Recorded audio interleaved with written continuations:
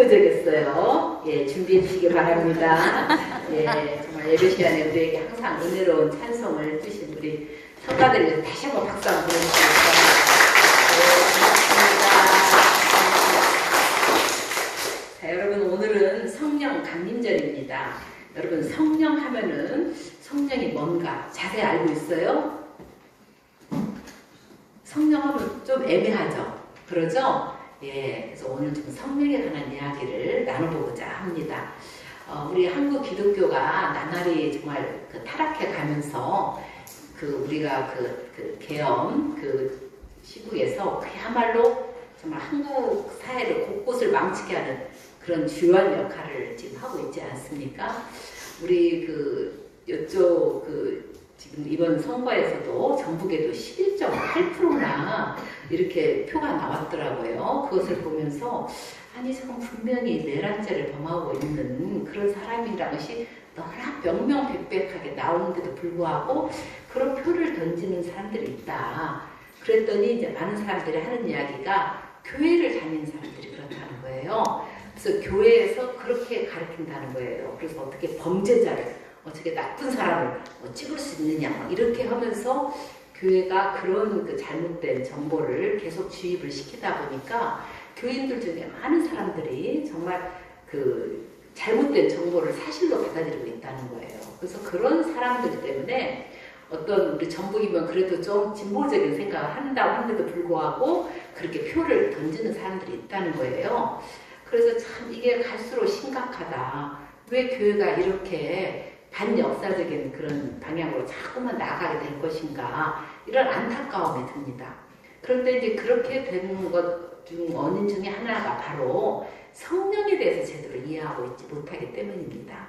성령 하면은 사람들 생각할 때 어떤 신비적인 현상, 그다음에 초자연적인 기적 이런 것으로 생각할 때가 많이 있거든요. 근데 그것은 예수님 말씀에 그런 말씀 하나도 나오지 않고 심지어 예수님 말씀이 아닌 다른 서신이라든가 다른 성경 내용에도 그런 이야기는 거의 찾아볼 수가 없습니다. 그런데도 불구하고 왜 그것을 성령의 역사로 그렇게 알게 되었는가 그것에 대해서는 참 안타까운 일이지만 이 지금 말하는 그 성령은 어떻게 보면 반성서적이다. 예수님 뜻과는 정반대의 것을 주장하고 있는 것이 아닌가 저는 이렇게 생각을 하거든요. 그래서 우리가 성령하면 가장 먼저 떠오르는 게 방언이잖아요. 그래서 어떤 교회에서는 방언을 하지 못하면 그건 성령을 받지 못한 것이 마찬가지다 해가지고 방언을 아주 엄청나게 강조하는 교회가 있어서 성령을 못하면 성령을 막 가르칩니다. 그래서 어떻게 가르치냐 했더니 무슨 말을 막 계속 반복을 하다 보면 혀가 꼬이고 꼬여서 어떤 소리가 나오고 그런 수업을 가지신 분들이 상당히 있더라고요. 그래서 방언을 그렇게 해서 하게 하는 건데 실제로 우리가 성경을 보면 방언의 내용에 대해서 예수님은 그런 말씀 하시지도 않았고 바울로가 한 이야기 보면은 바울로는 방언할 수 있다. 그러나 사람들이 알아듣지 못하는 말을 교회에 와서 하지는 말아라.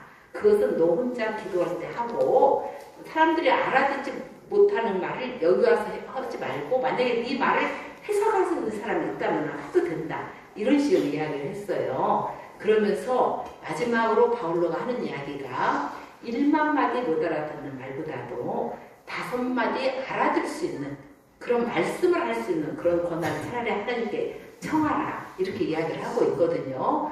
그러니까 무슨 방언이 성령을 받았다는 그런 표지 역할이 될 수가 없는 것이죠. 그런 것은 성경에 있지를 않습니다. 또 두 번째는 또 뭐가 있냐면 치유의 기적. 그것은 성령으로 막 고치는 막 그런 내용이 나오잖아요. 그런데 물론 병을 고치는 것은 다양한 방법이 있어요. 그러나 대부분 병을 고친다는 사건들을 보면은 극히 극소수이고 그것이 심리적인 어떤 문제가 해결이 되면서 고쳐지는 그런 경우가 대부분이지 어떤 신체적인 불구가 다시 어떻게 팔이 자란다 이런 식의 치유도 아니거든요. 그리고 지금은 너무나 의술이 발달했기 때문에 그냥 병원에 가면 많은 병을 치유합니다. 예, 그런데도 불구하고 이제 이 치유 기적을 강조하면서 이것은 성령의 역사라고 말하지만 사실 예수님도 병 고치는 이야기가 많이 나옵니다. 그러나 예수님이 병을 고치는 핵심이 무엇이냐면 병 자체의 신체적인 병을 고치는 것보다도 병을 유발하는 그런 사회적인 체제와 함께 아울려서 병을 보고 있다는 거예요. 대표적인 성경 구절이 거라사 광인의 이야기잖아요. 이 거라사 광인의 정체가 이름이 뭐냐 물어보니까 레기온, 그건 로마 군대이고,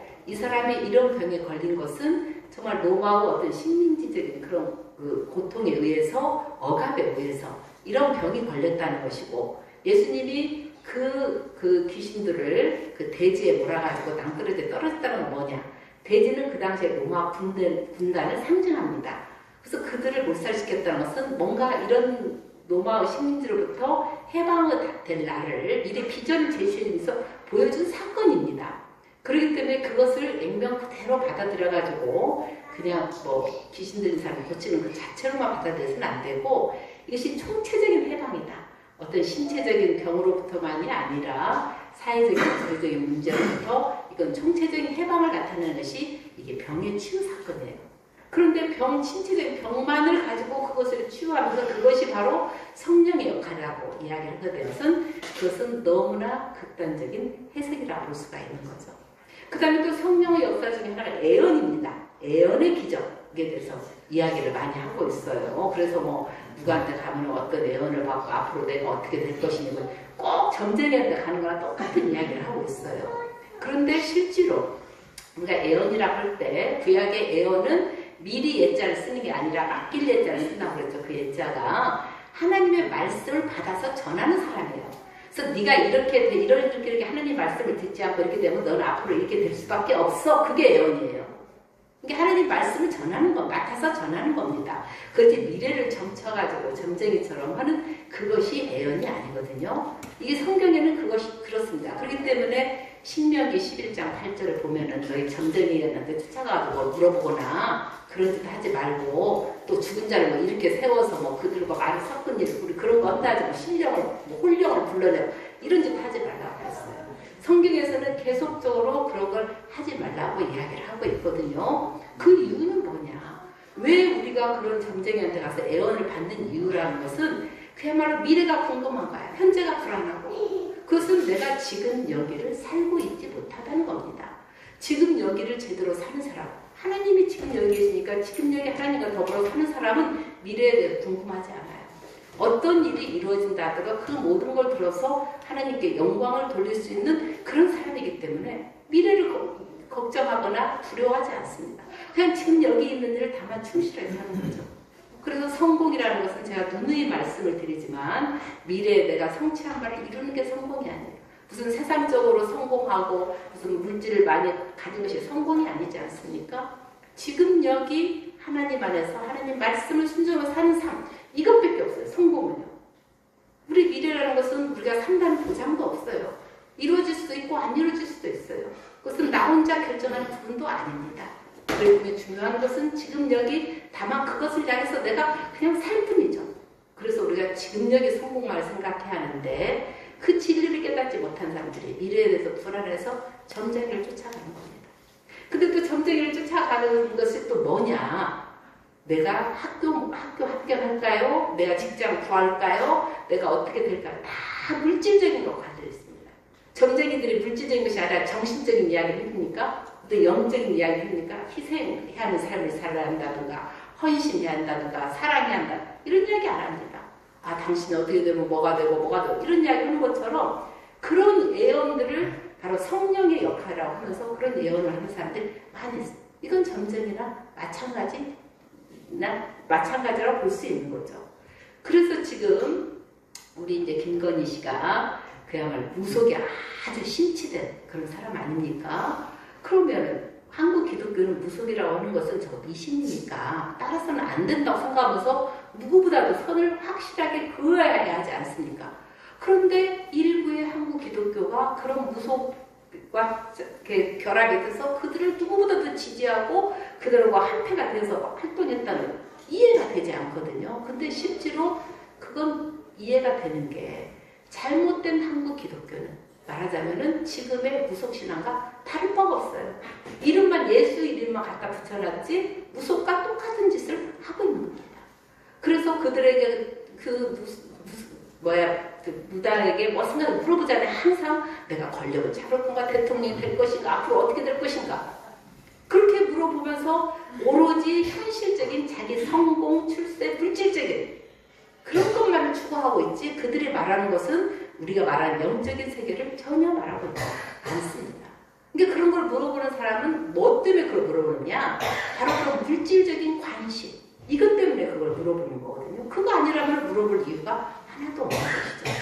그래서 우리 한국 기독교가 그런 성령을 무슨 방언이니 애언이니 뭐 치유 기적이니 뭐 이런저런 기적들이라고 하면서 자꾸 그걸 강조하다 보니까 우리 이 교인들을 하나 광신주의로 그리고 비사회적인 존재로 이끌 수밖에 없다는 거죠. 그리고 사회에 대한 관심이 없어요. 그냥 내 개인의 물질적인 축복 이거에만 관심을 갖고 쫓아가게 됐다는 거예요. 그러니까 그런 것을 약속하는 교회는 사람들이 엄청나게 몰려내지만 예수님의 십자가를 말하는 교회는 사람들이 가지를 않아요. 종교를 갖는 목적이 뭐냐? 내가 뭔가 내 문제를 해결하고 내가 뭐 좀 앞으로 더 좀 잘 물질적으로 잘 내고 잘 먹고 이거에 초점이 되기 때문에 교회로 가는 사람들이 허다하다는 거죠. 그것은 하나님이 어떤 분인가를 제대로 알지 못할 뿐만 아니라 예수님의 이름을 팔아서 자기들의 종교 노름을 하고 있는 거나 마찬가지라는 거죠.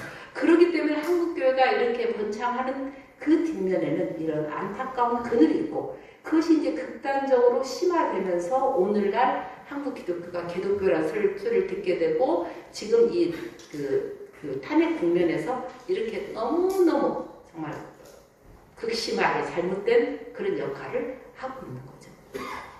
이런 성령에 빠지게 되면은요, 지금 우리가 생각할 때 아니 저 사람 하는 말이 정말 말도 안 되는 이야기인데 정말 왜 저 사람들이 듣고 있을까? 그리고 아멘 아멘 하고 있을까?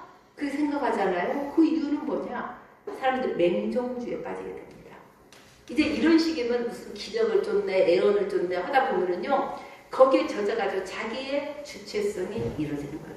내가 내 삶의 주인인 것을 포기하게 되고 내 영혼을 팔아버려요. 파우스트처럼 파우스트가 자기 영혼을 악마에게 파는 것처럼 자기 영혼을 거기에 팔아버리는 거예요. 그러니까 자기 주체적인 판단을 하지 못합니다. 그래서 날이 갈수록 그들에게 노예가 되고 그들의 말에 무조건적으로 맹종하고 따르게 됩니다. 그렇게 되는 거예요. 여러분 무당이나 이런 사람들이 물어보는 것이 왜 나쁘냐? 가장 나쁜 게 뭐냐면요. 어떤 사람 맞출 수도 있어요. 뭐 이런저런 뭐 확률적으로 맞는 사람도 있고 이런 것도 있지만요. 그럼 그 삶이 나를 영적으로 변화시키는데 궁극적으로 중요한 역할을 했습니까? 전혀 그것도 안 되죠. 더군다나 나를 그 무당이나 그런 사람들 노예로 만드는 거예요. 이제 자꾸 그러다 보면 꼴피도 무슨 일만 있으면 쫓아가서 이제 물어보는 거예요. 그래서 그것에 영향을 받는 거예요. 그러니까 자기가 스스로 판단하지 않습니다. 그러니까는 자기가 정말 하나님의 자녀가 되는 것은 내가 내 삶의 주체가 돼야 하거든요. 주인이 되어서 내가 누구의 노예도 되어서는 안 됩니다. 하나님에서 참 자유인이 되어서 그 자유를 가지고 하나님 말씀에 순종하는 삶으로 나를 선택하고 살아가는 것이 이게 진정한 그리스도이고 정말 성숙한 그리스도인인데 도리어 잘못된 게 성령에 빠진 사람들은 맹종주의에 빠지고 자기의 주체성을 상실하게 됩니다. 자기가 주인이 아니에요. 그리고 그렇게 하는 어떤 종교 지도자에 맹종하게 되니까 일반 사람이 들을 때는 정말 말도 안 되고 저건 정말 비성서적인 이야기를 아멘하고 듣는 것이 이해가 안 되지만 그 사람들은 그걸 당연하게 따라가고 있는 거라는 거예요.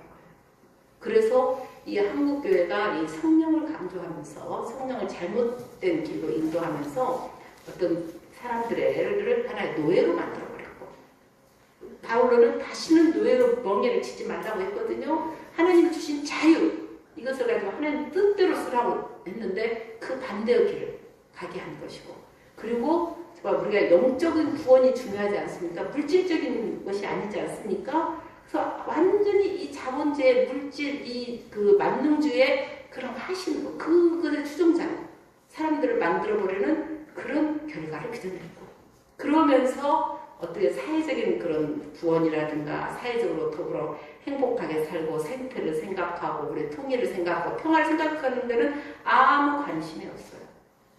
그리고 오히려 그 반대로 반사회적인 반생태적이고 반평화적이고 반민주적인 일에 도리어 앞장서 천병 역할을 하고 있는 거예요.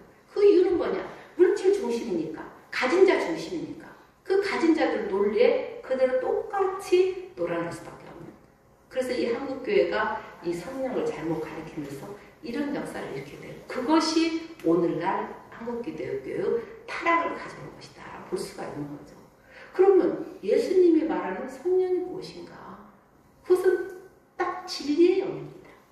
예수님께서 뭐라고 말씀하셨냐면 내가 보혜사 성령을 보내주는데 그 성령이 너에게 가면은 성령을 너희가 받으면 너희는 내가 가르친 것을 다 알게 되고 또 내가 지금까지 너한테 배운 것 뜻을 다 이해하게 될 것이다. 이렇게 하는 진리의 영이지 무슨 치유를 시키고 뭐 기적을 하고 예언을 하는 영이란 말은 한마디도 없어요. 우리가 성령의 열매 이야기 하잖아요. 그럼 성령의 열매가 뭡니까? 거기는 다 선함과 온유, 인내, 절제, 사랑, 기쁨, 착함 뭐 이런 내용이 있지. 거기에 무슨 뭐 은사 내용으로 방언 뭐 이게 성령 열매라고 쓴 적이 하나도 없습니다. 그리고 또 뭐라고 이야기했냐면은 예수님께서 이렇게 이야기를 하셔요. 너희가 성령을 알게 되면 그러면 너희들은 죄와 정의와 심판이 무엇인가를 성령께서 새롭게 해석해 주실 것이다. 죄는 뭐냐? 나를 믿지 않는 것이 죄야. 예수를 믿는다는 게 뭡니까? 예수님이 우리에게 전해주신 진리의 말씀을 믿는 것이죠. 그 진리의 말씀을 믿지 않는 것이 죄다. 그게 뭐냐? 예수님이 전해준 진리의 말씀이라는 것은 하나님과 우리가 한 몸이고 하나님의 아버지고 우리가 자녀고 하나님은 사랑이라는 거거든요. 단순합니다. 그것을 제대로 믿어야지 너희가 하나님과의 올바른 관계를 맺는 겁니다. 죄라는 건 뭡니까? 하마르티아 해가지고 우리가 화살을 쏠 때 관역에 딱 꽂히는데 꽂히지 못하고 빗나가는 것이 하마르티아 죄입니다. 그럼 하나님과의 관계가 제대로 돼야 하는데 그러지 못하고 빗나가는 것이 그게 죄거든요. 그럼 뭐냐? 하나님을 우리 아버지로 생각하고 내가 자녀이고 하나님이 사랑이고 이걸 깨닫지 못하고 아직도 율법 세계에 머물러서 무엇을 지켜야 우리가 자녀고 지키지 못하면 죄인이고 막 하면서 우리는 죄인이라고 자꾸 우리를 교육시키는 그게 아니라는 거죠. 너희들은 하나님의 형상을 가진 하나님의 자녀이다. 이것을 깨우쳐 주신 것이 예수님이에요. 그걸 회복해야만이 우리가 하나님과의 올바른 관계를 회복할 수 있는 겁니다. 그래서 그게 바로 죄다. 정의라는 건 뭐냐? 내가 너희 하나님께 돌아가고 너희들 따라서 하나님께 돌아가면 죽은 것. 내가 왜 죽어? 정의를 위해서 죽은 것이다. 내가 너희들을 계속해서 너희들을 뭐 하는 그런 대속론적이 아닙니다. 그래서 그게 정의고, 그다음 심판은 뭐냐? 나를 심판한 세상이 이미 심판을 받았다는 거예요. 세상에 예수님을 심판해서 십자가형을 했지만은 그러나 그런 세상이 이미 심판을 받았다. 이것을 제대로 깨우쳐주는 것이 성령이다. 이렇게 이야기를 하고 있는 거예요. 근데 성령은 개인적인 차원도 아닙니다. 특히 사회적인 차원이 같이 결합돼서 역사를 하고 있는 것이죠. 지금 우리가 빛의 혁명을 이야기하고 있는데 저는 그게 바로 성령의 역사입니다. 성령의 무슨 초신비적인 것이 아닙니다. 하나님의 뜻에 따라서 정말 하고 있는 바로 그게 성령의 역사가 지금 불길처럼 일어나서 오늘의 우리가 정말 귀한 승리를 끌어내고 있지 않습니까? 그게 바로 성령의 역사이다. 그래서 죄와 정의와 심판을 제대로 해석하는 그런 사람들이 그 역사를 이끌어가고 있는 것. 이것이 바로 성령의 역사가 아니겠는가. 저는 이런 생각이 듭니다. 우리가 하나님의 자녀라고 하는 부분에 있어서 오늘 놓아서 8장을 이야기하고 있지 않습니까? 성령을 따라 사는 사람들은 다 하나님의 자녀입니다. 성령, 우리가 받은 성령은 어떤 분이냐? 우리를 다시 노예로 만들어가지고 우리를 공포로 몰아넣는 분이 아니라 우리를 하나님의 자녀로 만드시는 분입니다. 그래서 우리는 성령에 힘입어 하나님을 아빠, 아버지라고 부를 수 있게 되었습니다. 성령이 우리를 이걸 깨우쳐준다는 거예요. 우리 마음에 그런 확신이 든다는 거예요. 그래서 자녀가 되면 상속자도 되지 않겠습니까? 우리는 예수님과 마찬가지로 똑같은 상속자가 된다라고 분명히 로마서에서 이야기를 하고 있는 거예요. 바로 예수님이 알려준 이 진리를 깨닫는 것. 바로 이것이 성령의 역할을 하는 거예요. 성령이라는 것은 영은 누하우, 히브리어로 말하자면 누하우입니다. 이것은 숨, 바람이라고 제가 말씀을 드렸어요. 그래서 창세기를 보면은 창세기에 하나님께서 진흙으로 사람을 빚어가지고 거기에 생명, 그게 살아있는 그 영의 기운을 그 안에 넣게 되니까 그 사람이 살아있는 영이 되었다 하는 내용이 나옵니다. 그러니까 인간이라는 것은 하나님의 숨이 들어있다는 거예요. 바로 이 하나님의 숨이 성령입니다. 이 숨대로 살아갈 때 너희는 살 것이고 이 숨을 끊어버리면 너희들은 죽는다는 거냐. 바로 하나님과의 그런 한몸 관계를 유지하면 너희들은 살아있을 것이고 그것을 끊어버리면 죽음이라는 거예요. 그게 바로 이제 선악과를 따먹은 거. 바로 선악과를 따먹음으로써 하나님과 관계를 끊음으로써 하나님이 그렇게 되면 너희는 죽는다라고 이야기를 한 내용이 바로 그것이거든요. 그래서 성령이라고 할 때 여러분들은 거창하게 생각할 이유가 하나도 없습니다. 가장 중요한 것은 숨을 생각하면 돼요. 우리가 쉬고 있는 숨이라는 것은 바로 하나님의 숨의 상징입니다. 하나님이 우리 안에 부어둔 영적인 생명의 그 숨, 바로 그것이 정말 우리 안에 지금 들어있지 않습니까? 바로 그래서 육체적으로 숨을 쉬면 우리가 영적인 하나님의 숨이구나. 그것은 영적인 하나님의 형상이라고 깨우쳐주는 거예요. 그러므로 우리가 사실 성령이 어서 오시옵소서 이런 표현을 쓰잖아요. 그건 엄밀한 의미로도 맞지 않습니다. 성령은 이미 우리와 함께 하시는데 다만 우리가 그걸 깨우치지 못하고 있는 거죠. 우리가 하나님이 우리와 늘 함께 하는데도 우리가 하나님을 발견하지 못하고 사는 거나 마찬가지예요. 성령은 우리 숨 쉬듯이 지금 이 숨 속에 하나님의 영적인 숨이 우리와 함께하고 있다는 거예요. 그러면 우리가 숨으로 돌아오십시오 라고 말하는 이유는 뭐냐. 지금 여기 쉬고 있는 그 숨에서 지금 나를 발견하고 그 나가 영적인 숨을 쉬는 하나님의 형상이라는 걸 깨달으라는 거예요. 그런 순간 나를 하나님의 형상으로 보고 밝은 빛으로 보면서 우리 속에는 어둠을 물리치는 거잖아요. 바로 그게 성령 역사입니다. 바로 그 내가 하나님의 형상인 것을 내 숨을 통해서 깨닫는 것, 그게 바로 성령님이 하시는 역사라는 거예요. 그 성령님은 항상 우리와 함께 있습니다. 우리가 그걸 깨닫지 못하고 살아가는 거예요. 그래서 끊임없이 나를 하나님의 형상으로 보지 못하고 나를 판단하고 평가하고 미워하고 학대하고 구박하고 이러고 살 때가 많지 않습니까? 그러나 우리가 성령의 역사는 우리가 숨을 통해서 하나님의 영적인 숨을 쉬는 존재를 깨닫게 하고 하나님의 형상으로 돌아오게, 어둠에서 빛으로 돌아오게 하는 역할을 하고 있는 겁니다. 그 다음에 두 번째로 또 이 숨은 뭐냐? 우리가 숨을 쉬면 단순히 내 안에서 들어왔다가 내 안에 나가고 다시 그 숨을 우리가 또 쉬고 하는 게 아니잖아요. 이 숨 속에는 온 우주 만물의 숨이 다 들어있는 겁니다.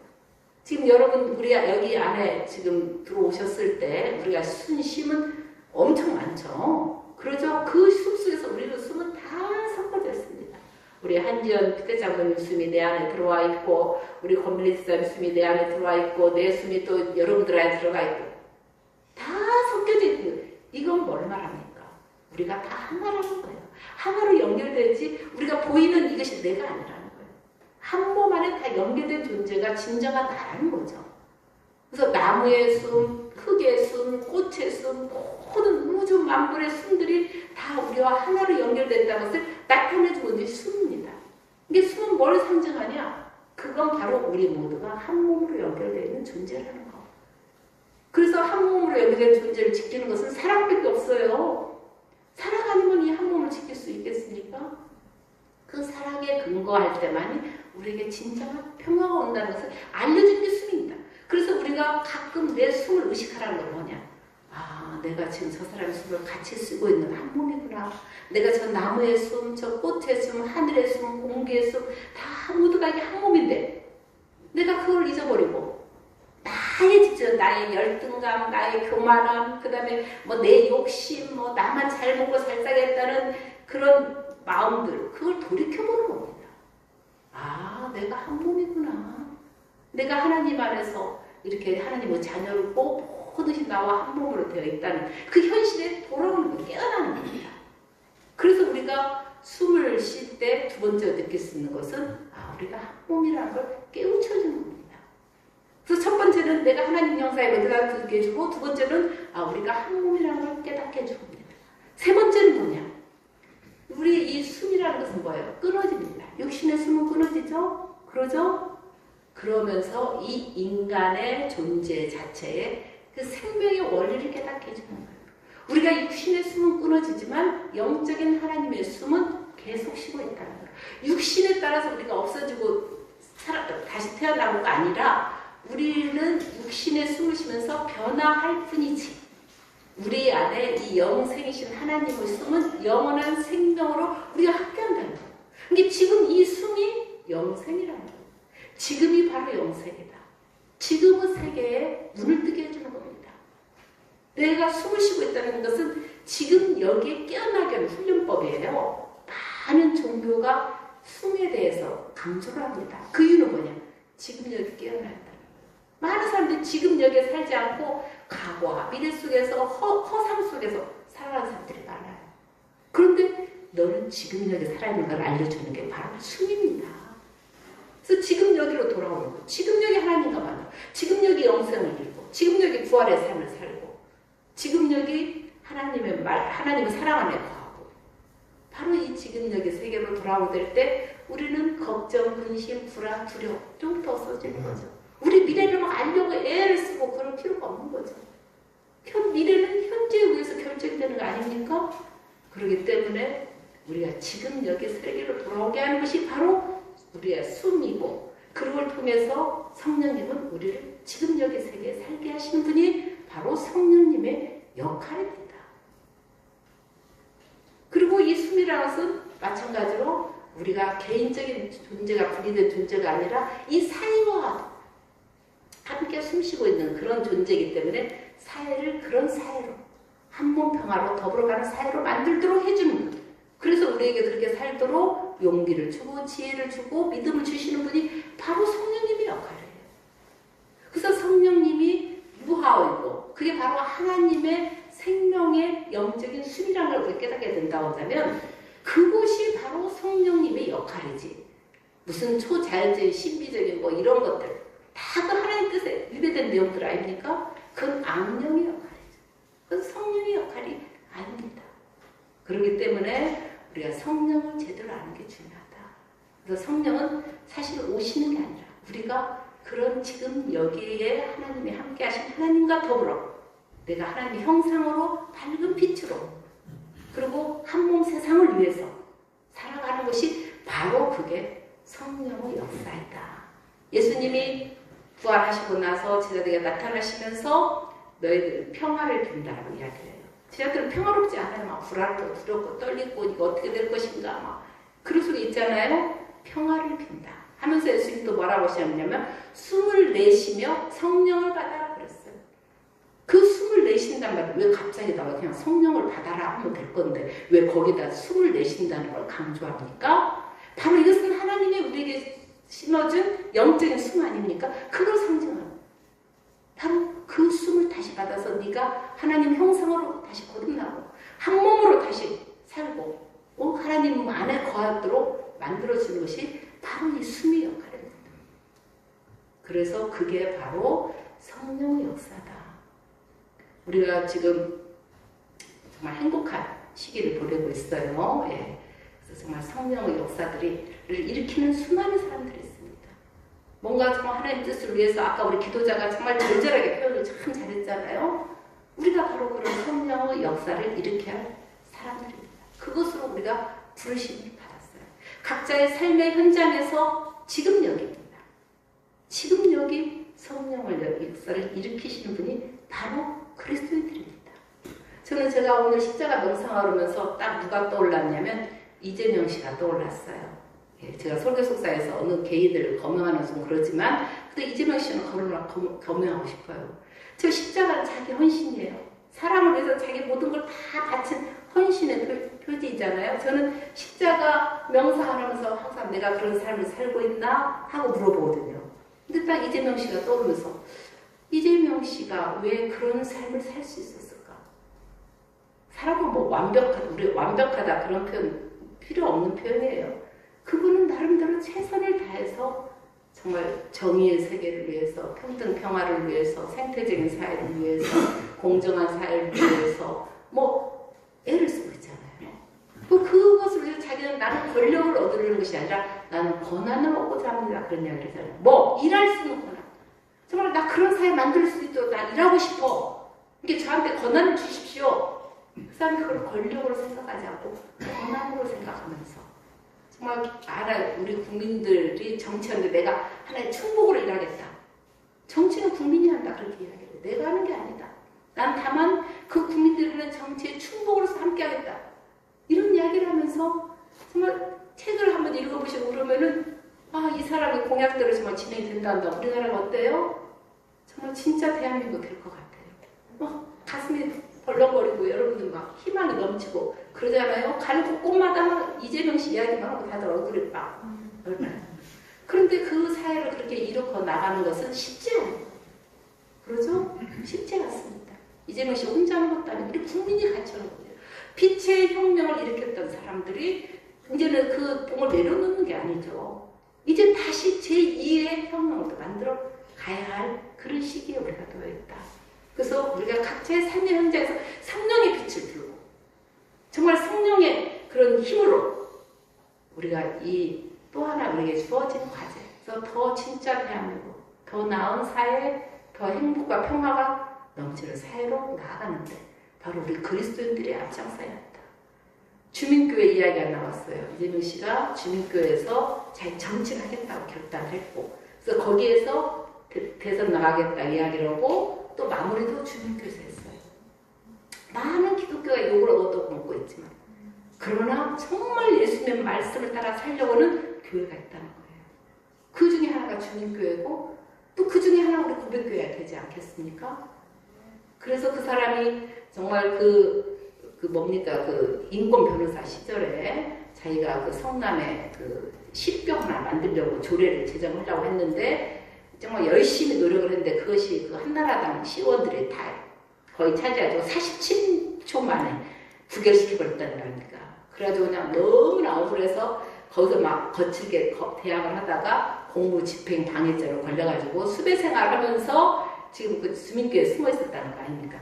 그때 피울음을 삼키면서 내가 시작이 되어서라도 이걸 반드시 관찰시키겠다.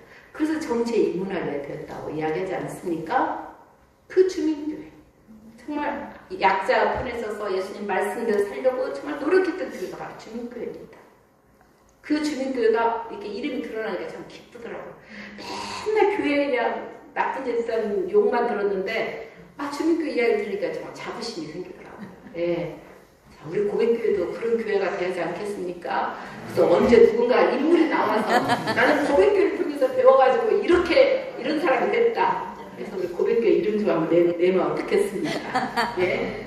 좋습니다. 그래서 우리가 다시 한번 우리의 정말 신박근을 내고 우리가 그 성령의 역사 속에서 그 일꾼으로 우리가 그 길을 함께 가면서 다시 한번 또 한 번의 새로운 세계를 만들어내는 그런 주인으로서의 우리 역할을 감당하는 우리 고백 공동체가 되시기를 진심으로 축원합니다.